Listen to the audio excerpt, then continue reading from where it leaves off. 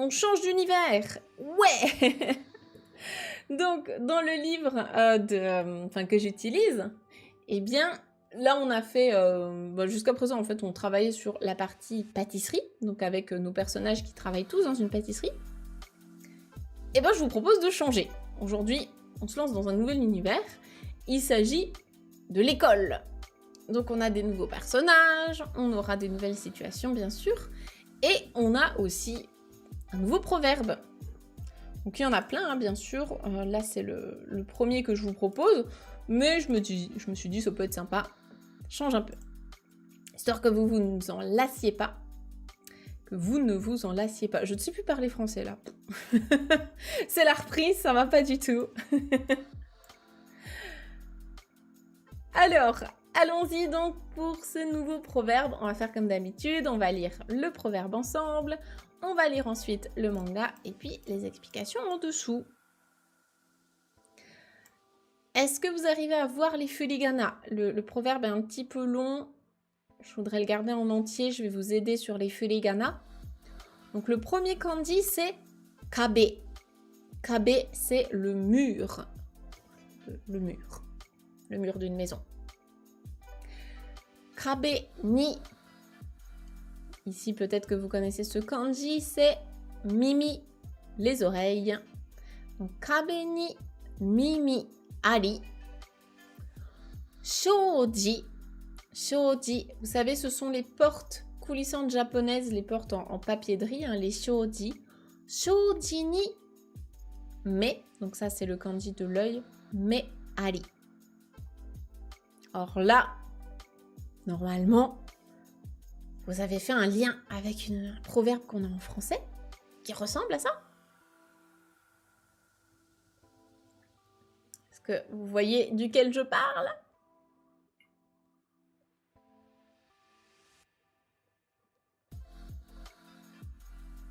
Les murs ont des oreilles, exactement.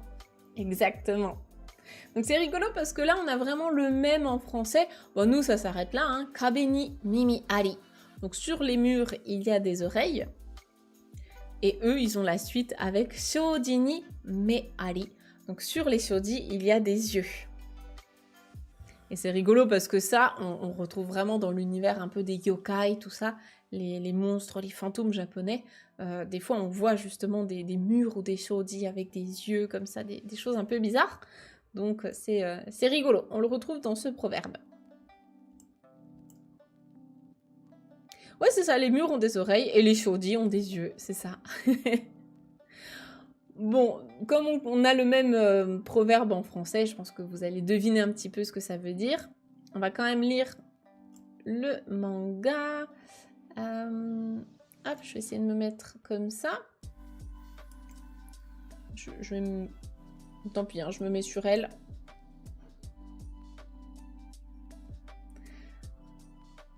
Alors, est-ce que vous arrivez à lire avec moi? Je regarde sur l'écran. Ça va, c'est pas trop petit. Malheureusement, je peux pas trop faire mieux. Hein. Je vais lire à voix haute avec vous. Après, les kanji sont pas trop compliqués, donc vous pourrez peut-être les retrouver. Ici, c'est le kanji de suki. Suki na hito no hanashi. Hanashi. Suki na hito no hanashi te doko demo dekiru wake janai no ne. Suki na hito. Suki. Donc, suki, c'est aimer. Suki na hito, donc c'est la personne qu'on aime, hein, la personne dont on est amoureux. Suki na hito no hanashi. Hanashi, c'est donc raconter quelque chose. Ça peut être une histoire, mais là, c'est plus dans le sens parler de la personne dont on est amoureux. Donc, l'histoire, enfin, le récit de la personne dont on est amoureux. Donc, ce truc-là, doko demo dekiru. Doko demo, n'importe où.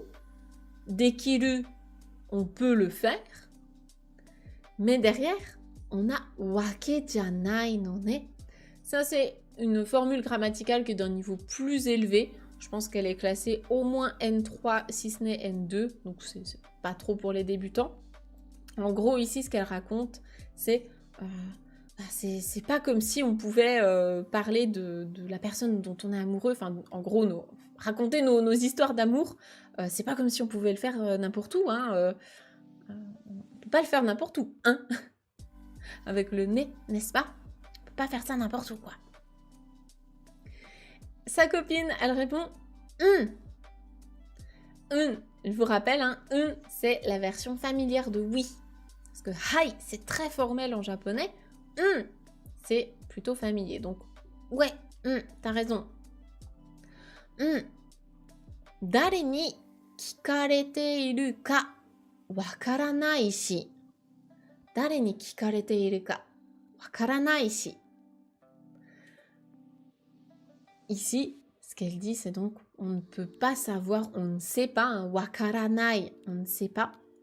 On ne sait pas, en gros, par qui on va se faire écouter, par qui en gros, qui va entendre ça. Donc on ne sait pas qui va écouter nos histoires. Donc ici, on a aussi un petit point de grammaire, je ne sais pas si... je peux vous en parler rapidement, mais le chi à la fin, ça vous le voyez dans le N4, on en parle dans la formation Objectif GLPT 4, c'est pour donner des... Je vais arriver, je perds mon français. Soit quand on décrit quelque chose en plusieurs faits, soit sinon quand on donne des raisons. Voilà, je cherchais ce mot-là. Quand on donne des raisons, donc oui, effectivement, on ne peut pas le faire n'importe où, parce que d'une part, on ne sait pas par qui on va se faire écouter. Sous-entendu, il y a d'autres raisons. La première, elle propose donc « Achi ni te hanasou yo, dare mo inai shi ». Donc « Achi ni te » Achi, c'est « achira », donc par là-bas, hein. « Achira », « achi » en plus familier. « Achi ni te », donc « allons là-bas », « allons par là-bas ». « Hanasou yo », donc « discutons ». Discutons, allons là-bas et discutons. Dare mo inai shi. Dare mo inai. Il n'y a personne. Et là, on retrouve encore une fois le shi, qui est donc l'un de ses arguments, l'un des arguments qu'elle avance. Allons par là-bas, parce qu'il n'y a personne. Il y a Mipmop, j'espère que je prononce bien, qui demande quelle est la différence entre et c'est vraiment un oui. Tu vois, genre, là, tu vois, elle approuve. Elle dit, oui, ok, on va faire ça. C'est un peu plus genre, ouais, c'est ça, c'est ça. Ouais, Tu peux aussi donner ton accord, en fait, avec, avec l'un comme l'autre. Est-ce qu'il y a d'autres différences? C'est un petit peu comme en français, peut-être. Je dirais que c'est l'équivalent de ouais. Alors que en français, on pourrait le dire aussi genre ok. Tu vois, le ok. C'est un peu ça. Voilà. Je sais pas si j'ai bien répondu. Après, c'est vraiment des mots à peu près équivalents. Sachant que du coup, c'est vraiment du registre familier, hein, par contre. Donc elle lui propose, allons là-bas et discutons, parce qu'il n'y a personne, donc c'est très bien. Et sa copine, elle approuve, elle dit « iyo ». Donc « iyo », là, elle donne son accord. Ça, c'est important, cette expression-là, vous pouvez vous la noter si vous ne la connaissez pas encore. Hein. « I », c'est pour dire « bien », et « yo », c'est une particule pour annoncer que, ok, je t'annonce ça, je te donne cette information-là. Donc là, ici, elle donne son accord. Ok, ouais, on fait comme ça. Iyo. J'espère que là-dessus, ça va. Vraiment, pour les grands débutants, on s'embête pas. Hein. On retient que les mots vraiment débutants. Donc, par exemple, suki. Donc, suki, c'est aimer. Hito, c'est une personne. Hanashi, c'est un récit, une histoire. Wakaranai, c'est je ne sais pas, je ne comprends pas.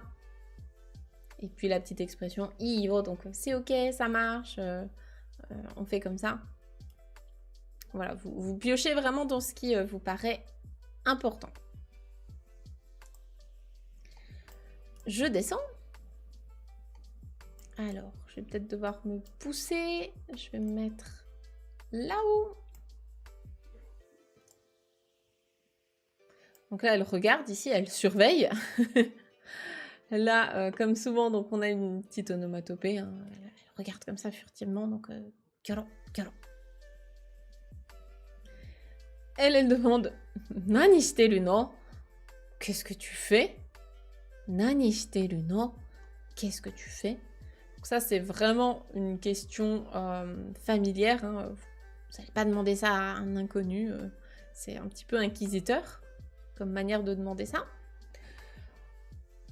En français, ça pourrait presque être qu'est-ce que tu fous? Donc, Nani shiteru no? Qu'est-ce que tu fous? Et donc, elle répond Kabe ni mimi ari, shoji ni me ari. Donc, ce qu'on a traduit, hein, le proverbe.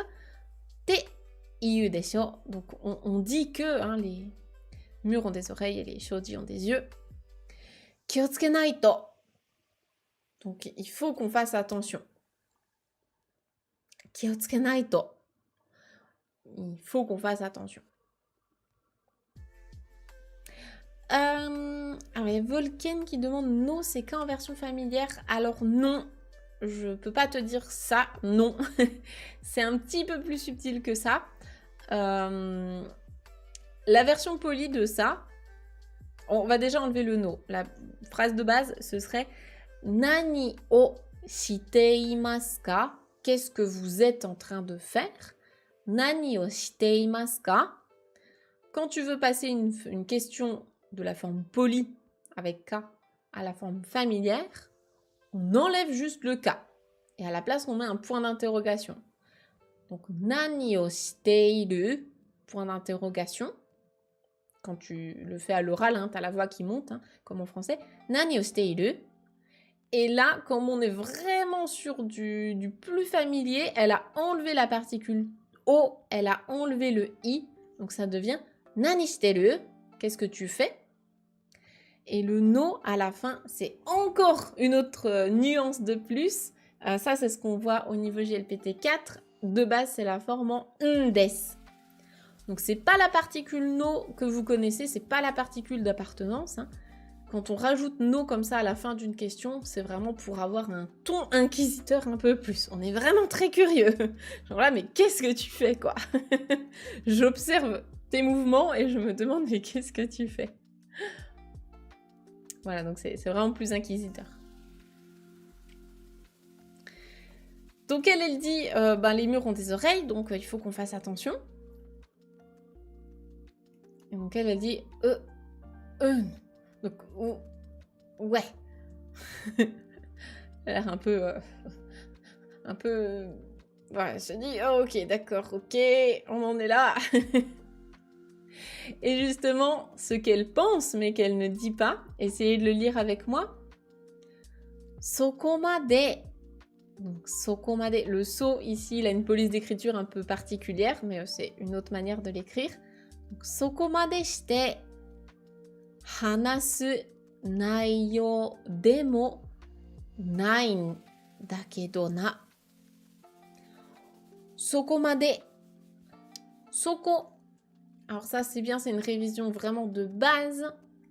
Koko, soko, asoko. Ici, là, là-bas. Soko, c'est un lieu vers vous à qui je m'adresse. Donc, par exemple, soko, c'est chez toi, de ton côté, là où t'es. Et donc, elle, soko, ça fait référence du côté de sa copine, en fait, de son amie. Sokomade, c'est pas un lieu à proprement dit. En gros, c'est jusque-là. Mais comme en français, aller jusque-là. Tu vois, genre, mais t'es pas obligé d'aller jusque-là, quoi. Et ben là, c'est pareil. C'est jusque-là, jusqu'à ce point-là. Sokomade shite. Donc, en gros, aller jusque-là, faire les trucs jusque-là. Hanasu naiyo. Le contenu dont on va parler. Donc, des mots nine dakedo. Donc, en gros, il n'y a pas de contenu qui mérite une paranoïa absolue comme elle est en train de faire. le contenu dont on va parler, il n'y a pas besoin d'aller jusque-là, quoi. C'est pas un contenu qui va jusque-là. Elle n'est pas en train de livrer les codes de la bombe nucléaire, voilà, c'est... Il n'y aura pas besoin de parler de ça. Donc c'est ça, c'est ce qu'elle dit, donc pas besoin d'aller jusque-là, hein. Mais bon. Voilà pour ce nouveau petit manga. Donc, je trouvais ça sympa d'avoir un petit peu un autre univers. Est-ce que sur les bulles, est-ce que ça va? Comme d'habitude, hein, il y a un peu de tout. Il y a des notions plus faciles, il y a des notions plus avancées. C'est normal, puisque là, on est vraiment sur un document de natif. On n'est pas du tout en train de classer ça par niveau de GLPT ou classer ça en débutant, avancé, intermédiaire, machin. Là, c'est pour des ados japonais. Donc, je trouve ça bien de se confronter un peu à la réalité du terrain. Si jamais vous allez dans une librairie et que vous voulez lire des livres en japonais, c'est bien justement de voir à quoi ça ressemble. Puis c'est exactement pareil pour les mangas, hein. Si vous essayez de lire des mangas, vos mangas préférés, ou des mangas un peu pour enfants, pour adolescents, vous allez tomber sur ce genre de texte.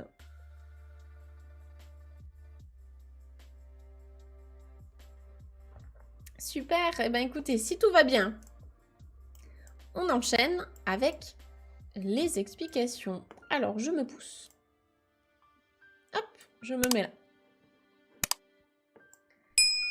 Je me pousse et vous allez lire avec moi la partie en rose. Ici, c'est la signification imi. Et en dessous, on a donc ce que veut dire ce proverbe, même si vous avez compris, hein, bien sûr. Naisho ni shiteiru tsumori demo, himitsu wa moreyasui mono da to iu koto. Donc, naisho ni shiteiru, c'est garder le secret, faire en sorte vraiment que ça reste entre nous, quoi, que ça reste secret. Donc, naisho ni shiteiru tsumori. Tsumori demo. Donc, tsumori, la forme en tsumori, ça, on la voit dans le niveau GLPT 4. On en parle dans la formation également. C'est avoir le... Enfin, j'ai prévu de faire ça. Donc, moi, j'ai prévu de garder ça secret. Des mots, donc même si on a prévu de garder ça secret, eh bien, himitsu, donc justement les secrets, himitsu wa moreyasui mono. Donc, himitsu wa moreru, c'est en gros un secret, c'est vite révélé. Moreyasui, c'est quelque chose qui se révèle facilement, qui est malheureusement facilement dévoilable. Donc les secrets, eh bien c'est quelque chose qui se dévoile facilement. Da to iu koto, donc ça dit ça. Et là, ce qui est intéressant, c'est qu'on a yurai, on a l'origine de ce proverbe yurai. Donc himitsu no hanashi, des histoires, des récits de secrets, hein. Himitsu no hanashi o shiteiru toki ni, donc lorsque l'on se raconte des secrets, kabe ni mimi o tsukete kiite itari, donc kabe ni mimi o tsukete kiite itari, donc sur les murs, un peu des oreilles qui se greffent sur le mur, qui se mettent sur le mur et qui nous écoutent. Et shoji ni ana, ana c'est un trou, donc shoji ni ana o akete nozoite itari suru hito ga iru kamoshirenai koto kara. Donc sur les shoji, sur les portes japonaises, shoji ni ana, des trous, ana o akete, il y a des trous qui se forment en fait, hein, qui s'ouvrent. Nozoite itari, comme c'est du papier de riz, on peut facilement percer des trous et guetter ce qu'il y a dedans, hein. Nozoite itari suru, donc des personnes qui guettent, qui font des trous dans les shoji et qui guettent. aussi qui collent leur oreille au mur, quoi. Donc, hito ga iru. Il y a des gens qui font ça. Kamoshirenai, peut-être. C'est pareil, la forme en kamoshirenai, on la voit au N4 aussi. Donc, parce que, peut-être qu'il y a des gens qui espionnent, qui regardent en perçant des trous dans les shoji et qui collent leur oreille au mur pour écouter lorsque l'on se raconte des secrets. Voilà, c'est ça que veut dire l'origine. Donc c'est vraiment rigolo parce que si vous êtes déjà allé au Japon, vraiment je pense que vous avez eu cette expérience de... enfin je sais pas, peut-être pas si vous êtes allé vraiment dans des hôtels hyper modernes, mais en tout cas pour avoir vraiment déjà dormi dans des ryokan ou des vieilles maisons ou quoi, enfin on entend tout en fait, hein. Il y a aucune intimité, on entend tout, les murs c'est littéralement du papier. Les murs sont du papier, les portes sont du papier, les fenêtres, voilà, tout ça, c'est... les volets, enfin, tout est en papier, quoi. Donc, comme on entend tout, et que, effectivement, un trou dans les shoji, dans le papier de riz, c'est rapidement arrivé, malheureusement. Quand on a des animaux, c'est compliqué, des petits-enfants aussi, c'est compliqué. Donc, voilà, on comprend l'origine du truc, quoi. C'est un peu dur de faire des messes basses dans une maison japonaise. C'est clair. Et c'est aussi pour ça qu'il y a autant de Lovotel. Il n'y a pas d'intimité chez toi. Donc les gens, ils vont au Lovotel. Sinon, c'est un peu tendu quand tu habites avec ta famille, quoi. Voilà, donc je trouvais ça rigolo que les Japonais aient ce même proverbe très similaire. Et eux, ils ont la notion de shoji en plus, quoi. C'est marrant. Comme souvent, ici, on a un proverbe qui veut dire la même chose, beaucoup plus simple, vraiment comme chez nous. Kabe ni mimi. Donc des murs enfin, des oreilles sur les murs, quoi. Les murs ont des oreilles. Tout simplement. Et ici, on a un autre proverbe qui est un peu dans la même catégorie. C'est yami yo ni meari. Donc yami, ce sont les ténèbres, l'obscurité. Yo, c'est le kanji de yoru, la nuit, le soir. Donc dans la nuit, dans les ténèbres, dans l'obscurité, eh bien, il y a des yeux. Alors là, je sais pas vous, mais moi j'ai vraiment un flashback de livres, d'images de yokai, de livres de yokai, ou même de films d'horreur, quoi. Et on a une petite explication là-dessus. On va quand même la lire. C'est « Dare ni mo shirarezu ni warui koto o shita tsumori demo izure kanarazu sore ga shirarete shimau to iu koto ». Donc « Dare ni mo shirazu ni warui koto o shita tsumori demo ». Donc là, c'est la même structure grammaticale que tout à l'heure, avec tsumori demo. Donc même si on a l'intention de faire, et donc qu'est-ce qu'on a l'intention de faire? Warui koto. Warui koto, donc des choses mauvaises, des actes méchants, des actes mauvais. Donc même si on a l'intention de...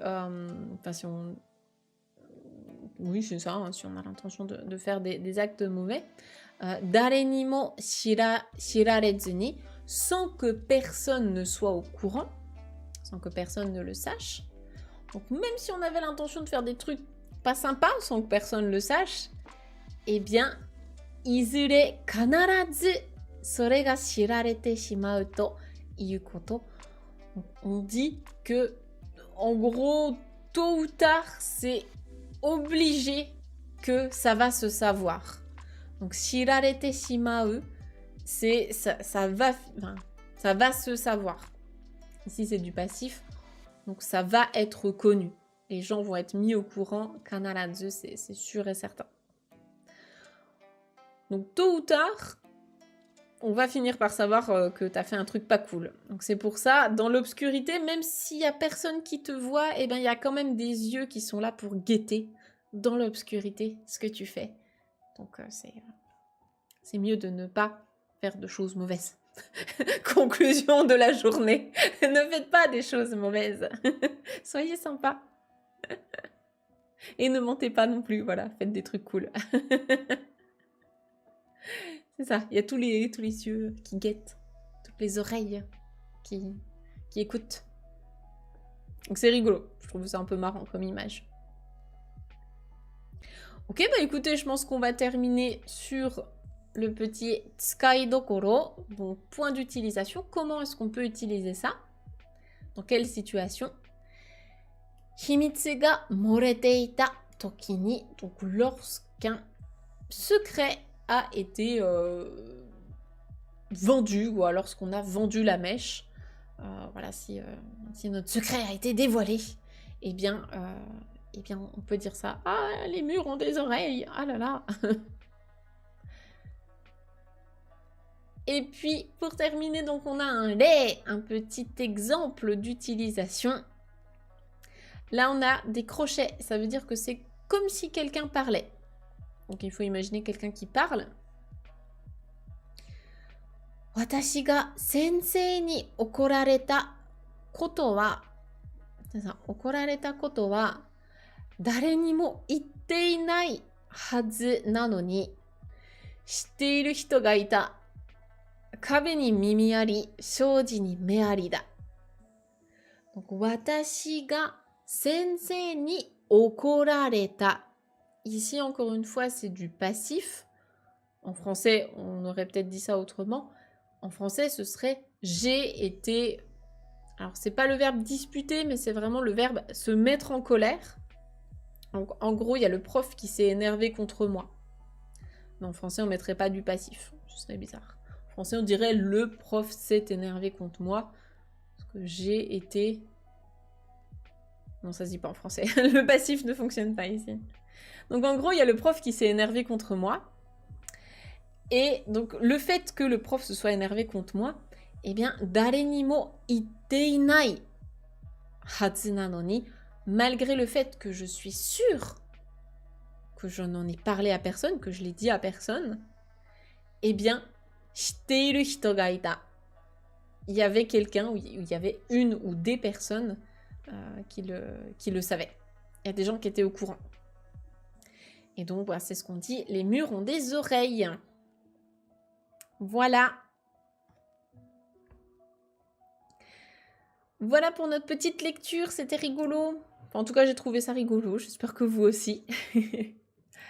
Ça m'a fait plaisir de vous montrer un peu d'autres personnages. Et puis, si ça vous plaît, hein, si ce format continue de vous plaire, on en fera d'autres. Il y a encore plein d'autres univers qu'on pourra explorer. Il y a plein d'expressions que j'aime bien vous faire découvrir.